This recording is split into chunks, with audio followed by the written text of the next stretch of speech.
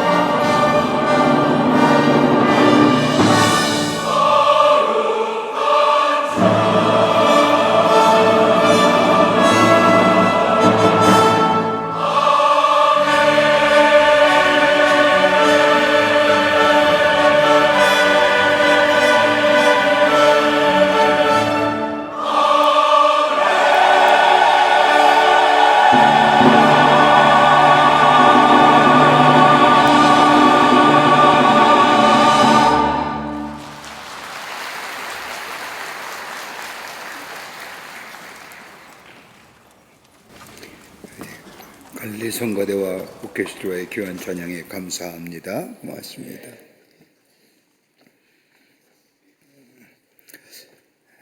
(2026년을) 맞이하면서 우리 마음속에 소원이 하나 있다고 한다면 올해 한 해는 좀 행복했으면, 올해의 삶은 복된 삶 됐으면, 이런 소원들이 우리 마음속에 있을 겁니다. 그래서 우리는 열심히 땀 흘려 일할 것이고 또 애를 쓰고 노력할 것입니다. 이름은 다름이 아니라 우리 마음속에 복된 삶, 행복한 삶을 위한 것일 겁니다. 어떤 사람은 행복의 근원을 돈이라고 생각하며 올해 안에 돈을 열심히 모으겠다고 생각한 사람도 있을 겁니다. 또 어떤 사람은 내가 공부 많이 해야지 지식을 많이 쌓겠다고 생각을 하며 그것이 내게 행복을 가져다 줄 것이라고 생각하며 그런 계획도 세우신 분도 계실 줄 압니다. 중세의 대표적인 스콜라 철학자인 토마스 아퀴나스는 복에는 두 가지의 복이 있다고 얘기하면서 하나는 주관적인 복이고 또 하나는 객관적인 복이라고 이야기합니다. 주관적인 복이란 인간 스스로가 내가 이것이 복이라고 생각하는 것, 그래서 그 가치를 가지고 그것을 이루려고 하는 것, 이게 주관적인 복의 개념이라 할 것입니다. 그걸 얻기 위해서 최선을 다합니다. 어떤 사람은 행복의 가치에 돈을 두고 열심히 돈을 법니다. 돈을 벌음으로 인하여 행복을 느낍니다. 어떤 사람은 공부하고 어떤 사람은 지위와 권세를 얻음으로써 행복하다고 느끼는 것이기에 그것을 얻으려고 애를 씁니다.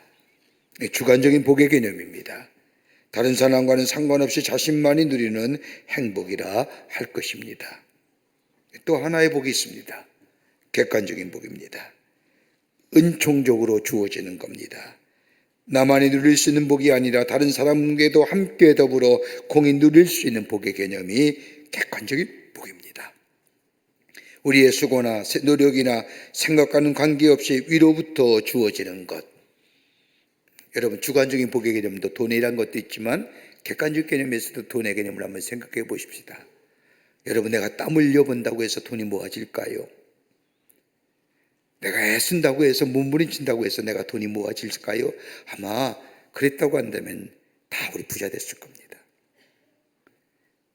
위에가 누군가 주어줘야 됩니다. 다른 말로 말하면 하나님이 우리에게 주어줘야 합니다. 그럴 때 우리는 물질의 부자를 누릴 수가 있습니다. 재능도 마찬가지입니다. 그러니까 이건 절대적인 복입니다.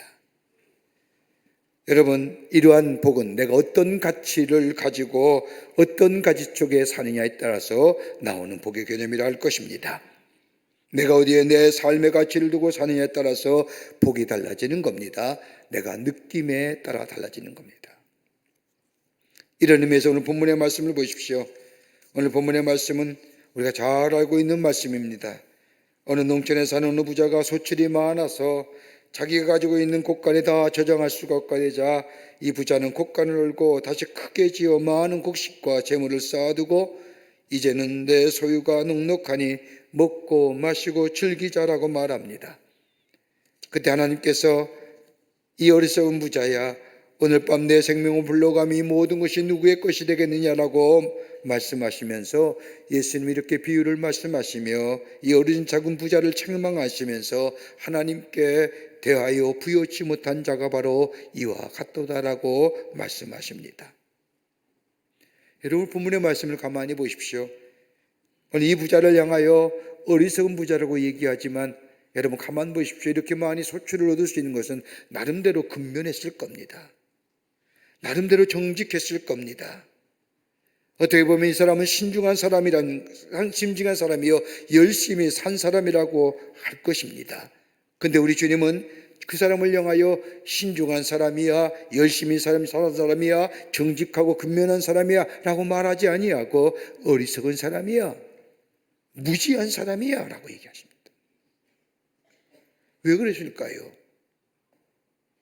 우리의 개념은 나름대로 잘 살았다고 하는데 예수님은 어리석은 사람, 무지한 사람이라고 말씀합니다. 이유가 어디 있을까요? 올해 우리의 삶이 하나님이 주시는 축복에 누리는 삶, 복된 삶 살아가기를 원합니다.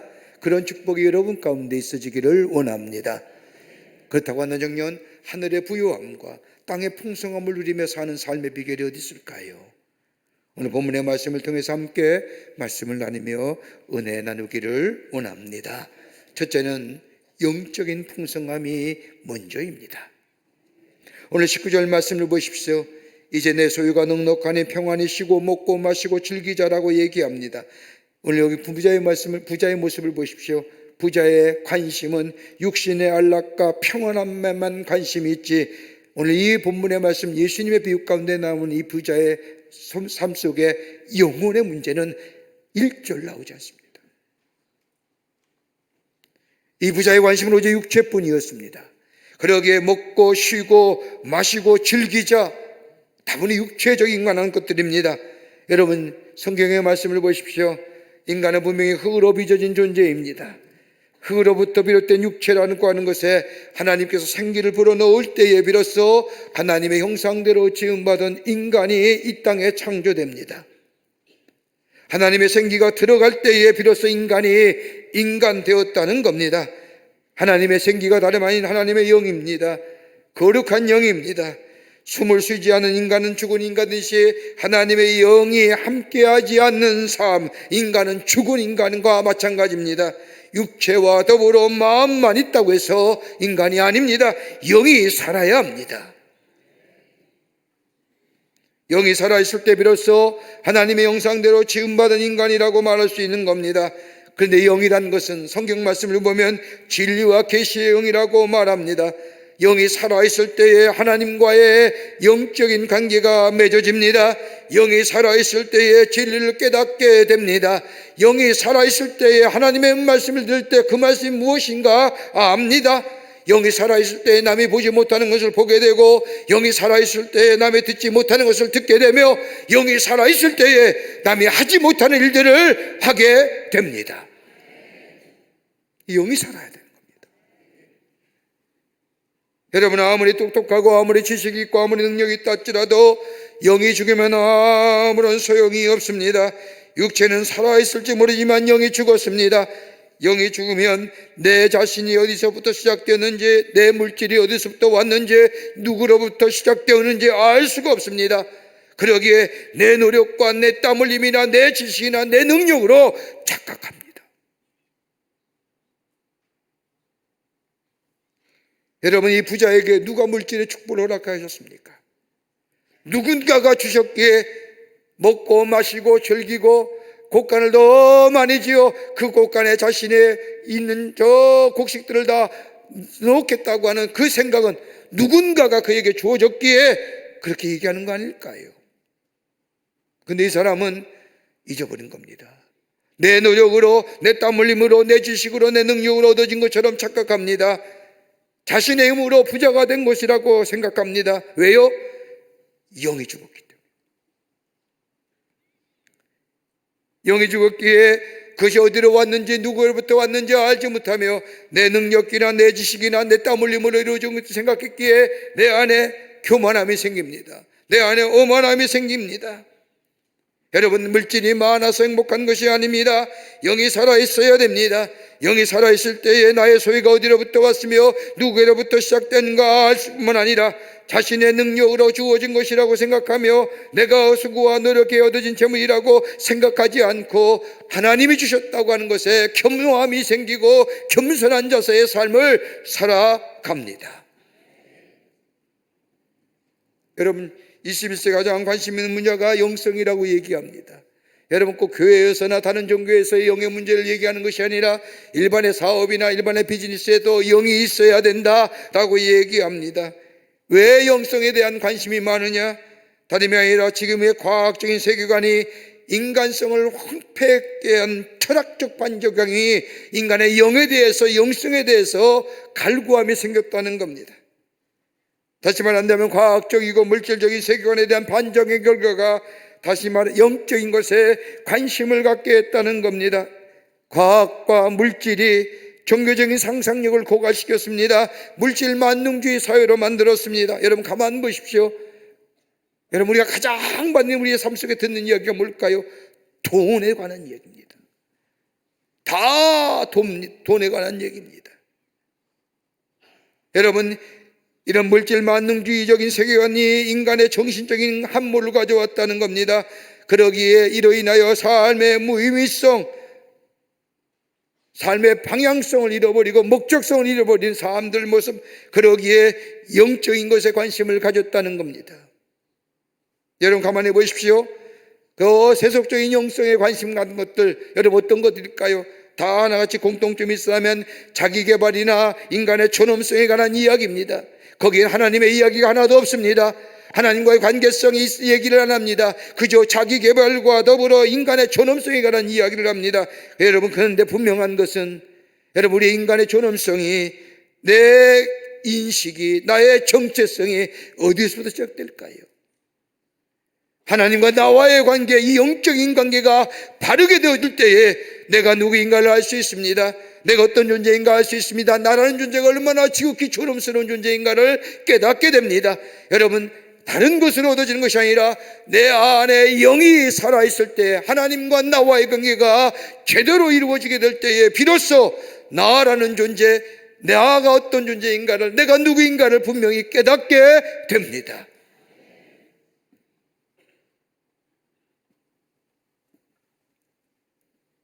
어디서 가능할까요? 무엇이 가능하게 만들까요? 하나님의 말씀입니다. 여러분, 어디서 하나님의 말씀을 들을 수 있을까요? 예배할 때 하나님의 말씀을 듣게 됩니다. 하나님 앞에 나와 하나님 앞에 예배할 때에 하나님의 말씀이 들려옵니다.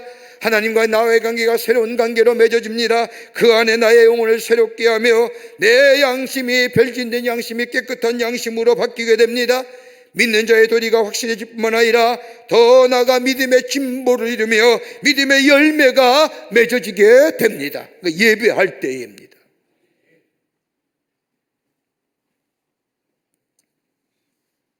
세상 사람들의 영성을 얘기할 때는 정확하게 말하지 못하지요. 왜요? 영이 뭔지 모르기 때문입니다.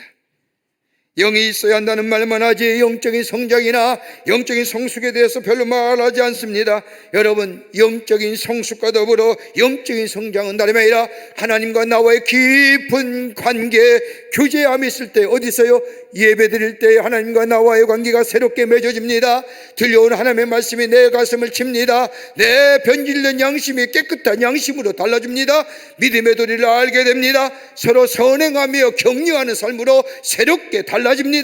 하나님의 살아계심을 느끼며 나라는 존재가 하나님의 의단에서 얼마나 소중한 존재를 깨닫고 살아가게 됩니다. 예배 잘 드리는 거예요.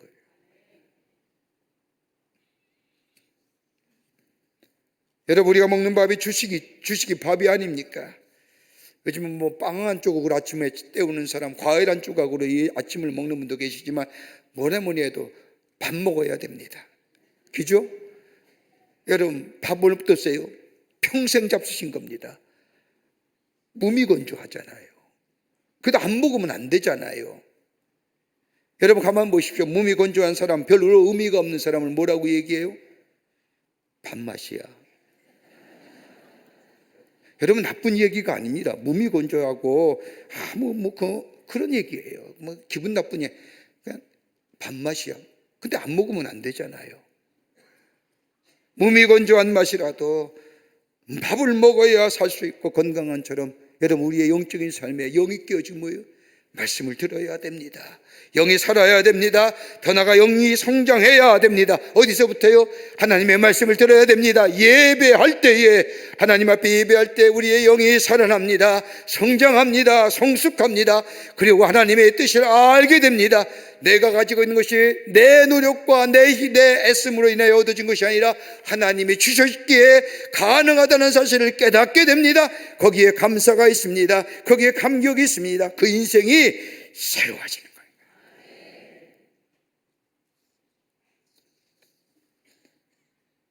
거예요. 영이 살아야 됩니다. 그러기에 예배를 소중히 여기고 예배를 사모하는 심령이 되시기를 바랍니다.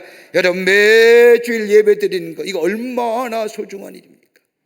여러분, 한 주일 예배 안 나오면요, 교회 빠지면요 불안해요. 그러시죠? 2주 빠지면 어때요?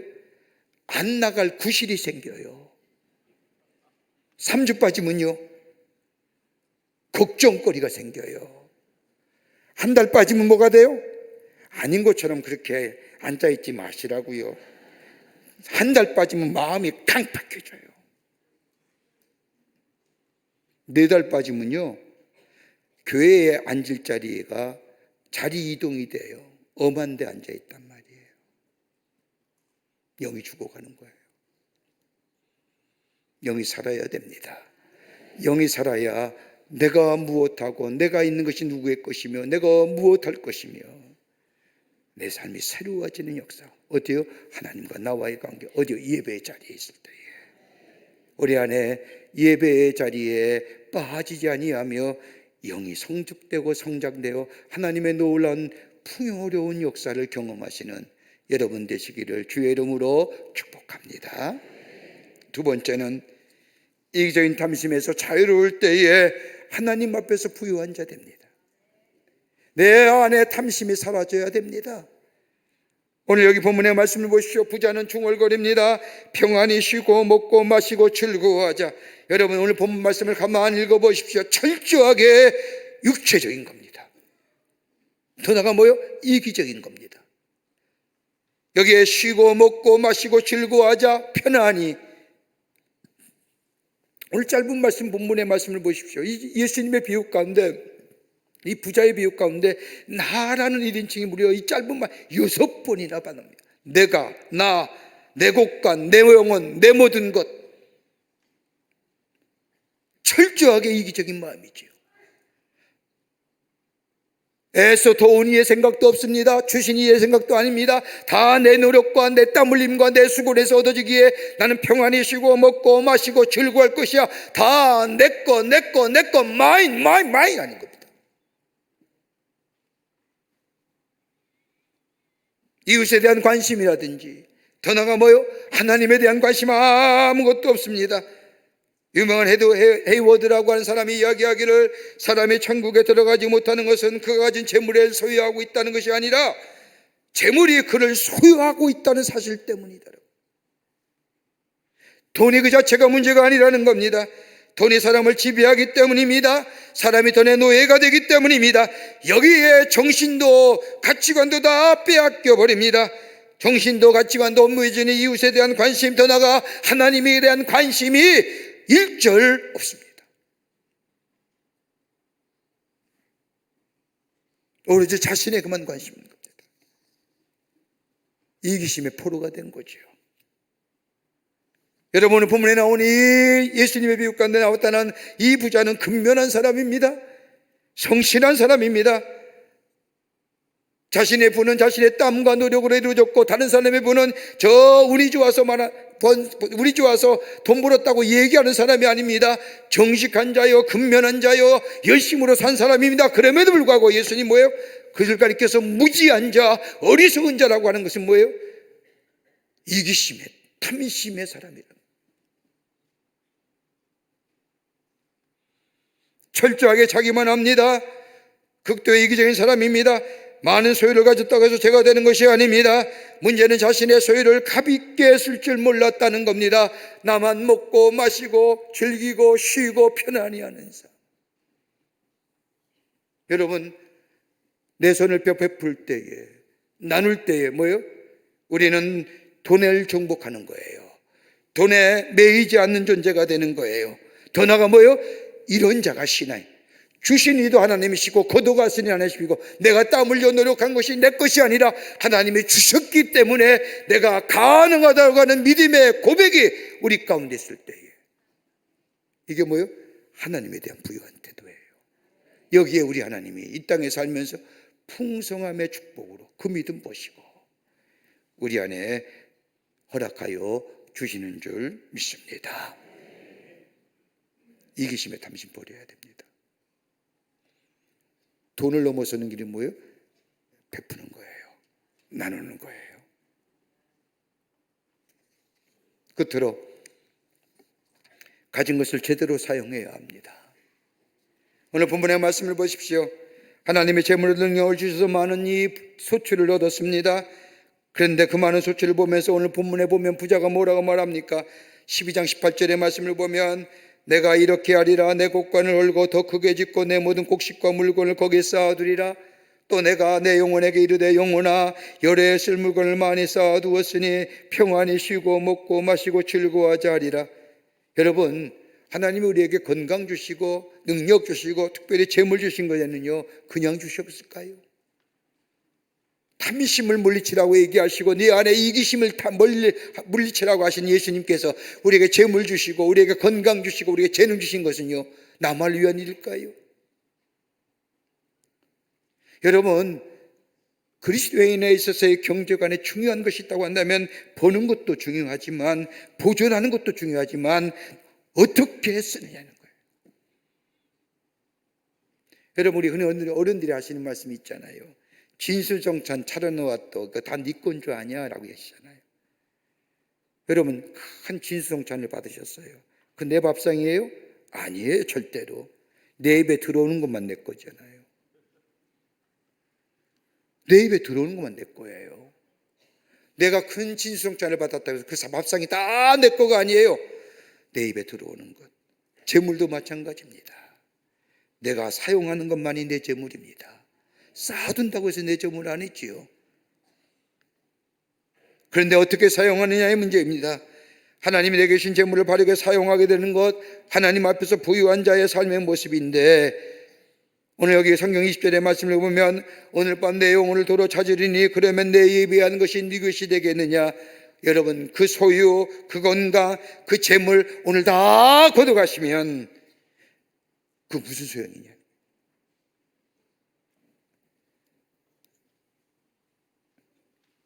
바르게 사용해야지요.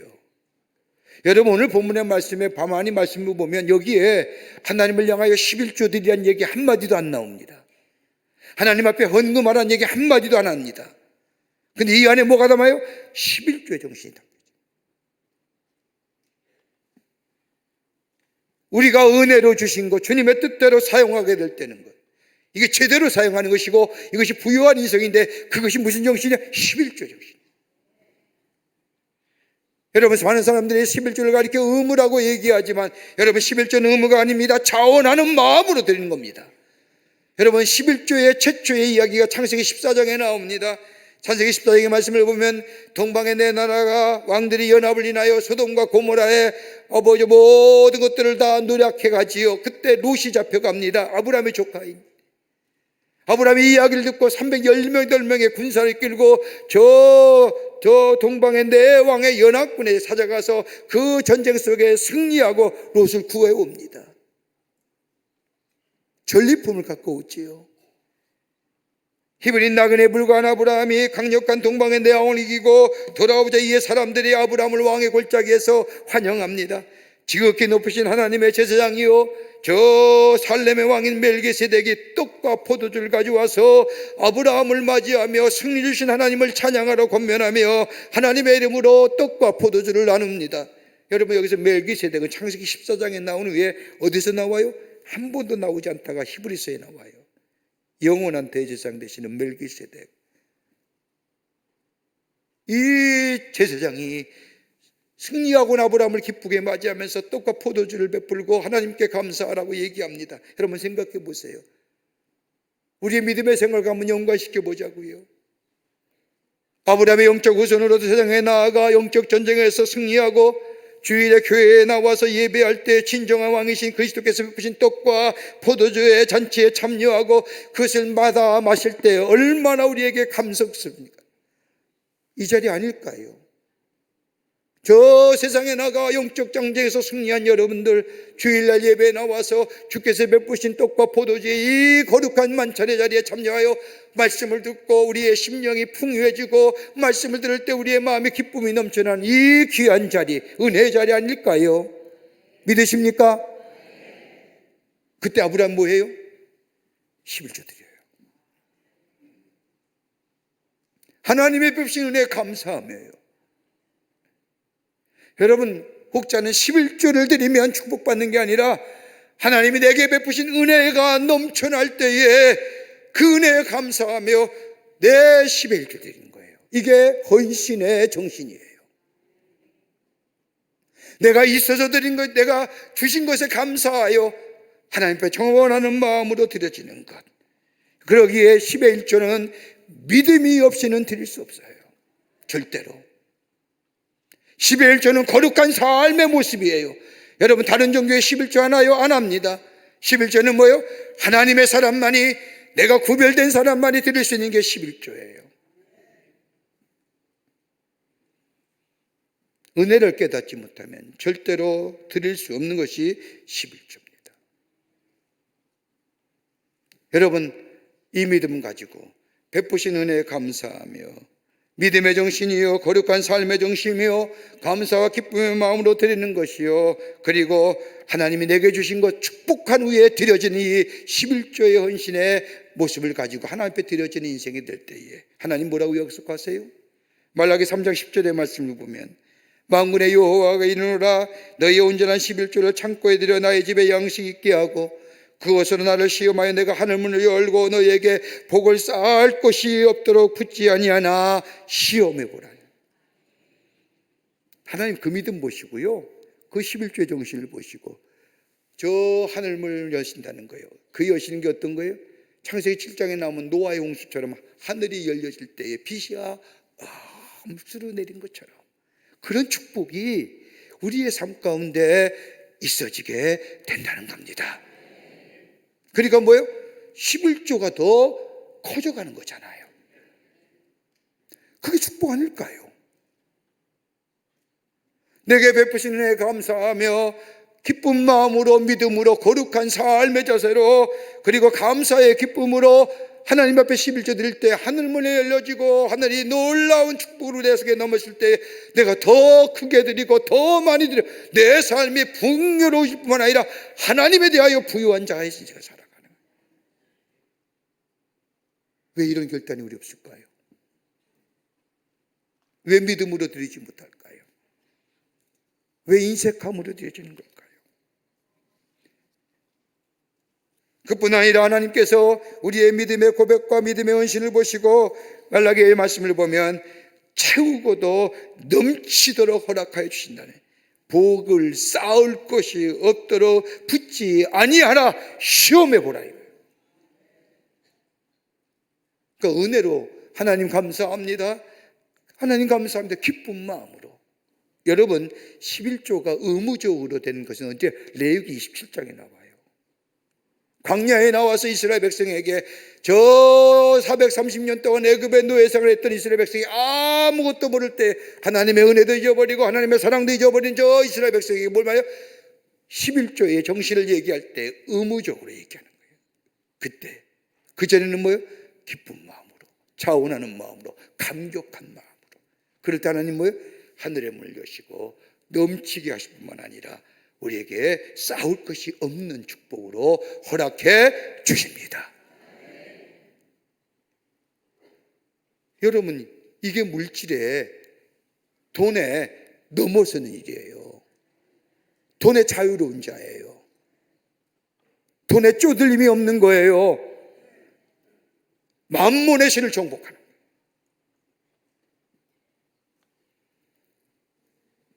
그러기에 사도 바울은 고린도 교회에 편지하기를 고린도후서 9장 6절과 7절의 말씀에 너희는 하나님을 향하여 마음에 정한 대로 할 때 인색함으로나 억지로 하지 말지니 우리 하나님은 즐겨하는 자를 사랑하시니라.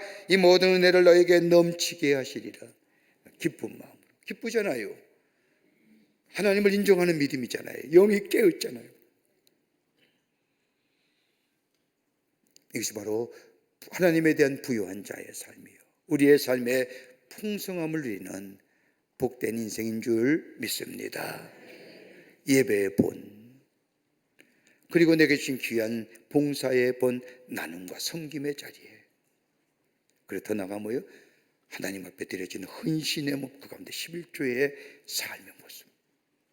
이게 하나님께 대한 부유한 자요, 우리의 삶 속에 풍요로움과 풍성함을 누리는 삶의 비결인 줄 믿습니다. 이런 놀라운 은혜가, 놀라운 믿음의 결단을 통하여 하나님의 축복이 여러분과 저 가운데 이번 한 해 넘쳐나시기를 주의 이름으로 축원합니다. 하나님 감사합니다. 저희들 주께서 사랑해 주셔서 하나님의 자녀 삼으심에 감사합니다. 우리의 모든 것이 다 하나님께로 왔는데 잊어버리고 살 때가 얼마나 많았는지, 내 노력과 내 정성과 내 애씀의 결과라고 생각하며 사는 우리들의 오만함과 교만함 이제 내려놓게 하여 주시고, 더 주님 앞에 나아가 예배함으로 들려오는 말씀 속에 새로워지는 역사가 있게 하시며, 내가 주신 것들 하나님이 주신 은혜라고 생각하며 우리의 손을 펴 나눔과 섬김의 모습을 통하여 우리 마음속에 가지고 있던 이 잘못된 마음들 넘어서게 하여 주시고, 온전한 11조의 삶을 통하여 하나님의 약속의 성취를 누리며 살아가는 저희가 되게 하여 주시옵소서. 성령이 도우실 줄 믿으며 예수님의 이름으로 기도하옵나이다. 아멘. 지금은 우리 주 예수 그리스도의 크신 은혜와 하나님 아버지의 한량없으신 사랑하심과 성령님의 인도하심이 청지기 주일 아침 주의 전에 나와 마음과 정성을 모아 하나님 앞에 예배하며 주의 주신 사명 온전히 감당하여 하늘에 부여한 자로 땅에 풍요로운 자로 살아 하나님의 살아계심을 증거하는 자로 살기로 결단하고 저 세상을 향하여 나아가는 우리 모든 사랑하는 광림의 권속들과 영상을 통하여 예배에 참여한 모든 이들 위해 주께서 지금으로부터 영원토록 함께 하시기를 간절히 축원하옵나이다. 아멘.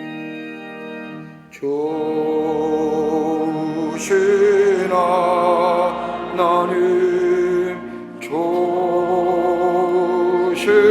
하나님, 참 조신 나의 하나님.